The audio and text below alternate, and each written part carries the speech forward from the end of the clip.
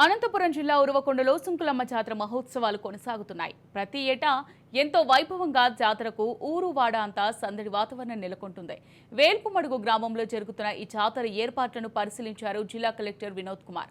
ఎన్నికలు ముగిసే వరకు శాంతి భద్రతలకు ఎలాంటి విఘాతం కలగకుండా చూడాలని ఆలయ కమిటీ సభ్యులకు సూచించారు.